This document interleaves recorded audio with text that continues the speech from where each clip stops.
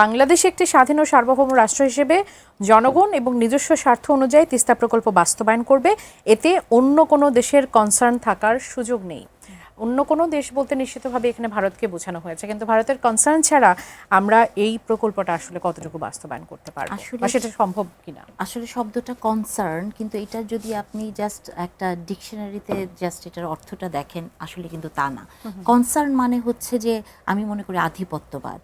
এখানে এটা বলা হয়েছে যে মানে অন্য কোনো দেশের আধিপত্যবাদ আমরা মেনে নিব না, কিন্তু কনসার্নের যেটা আপনি বলতে চাচ্ছেন যে এটা যে মানেটা হয় যে অবশ্যই অবশ্যই ভারতের সাথে এটা নিয়ে কথা বলতে। চায়না কিন্তু এই তিস্তা ব্যারেজ প্রকল্পে অনেক আগে থেকে ইন্টারেস্ট দেখিয়েছে এবং তাদের এই ইন্টারেস্টটা কিন্তু মাত্র নতুন না, তারা এটা দেখিয়েছেন। কিন্তু এখানে যেটা হয়েছে যে আমি মনে করি যে ডক্টর জাহিদুর রহমান যেটা বলার চেষ্টা করেছেন সেটা হচ্ছে যে টেকনোলজিক্যাল হেল্প, যে কথাটি রাসেলও বললেন যে চায়না তো আসলে টেকনোলজিক্যাল হেল্প দিবে এবং তারা এখানে বিনিয়োগ করবে। তো সেই জায়গা থেকে আমি মনে করি যে এটা খারাপ কিছু না। এবং ভারতকে যেভাবে বলা হচ্ছে যে অন্য দেশের কনসার্ন নাই, এটা আসলে আধিপত্যবাদের কথাই বলা হয়েছে। তবে এটাও সাথে সাথে সত্য কথা, যেটা আমার মনে হয় জাহিদুর রহমান সাহেবও আজকে ক্লিয়ার করেছেন, যে ভারতেরও যাতে কোনো ক্ষতি না হয় বা আশেপাশে নেইবারিং কান্ট্রিজের প্রতিবেশী দেশগুলো যাতে কোনো ক্ষতি না হয় সেটাও দেখতে হয়। যে কোনো বাঁধ মানে যেটা প্রাকৃতিকভাবে চলে, তাকে যখনই আপনি বাধা দিবেন তার কোনো না কোনো ইম্প্যাক্ট আসলে প্রকৃতিতে পড়ে।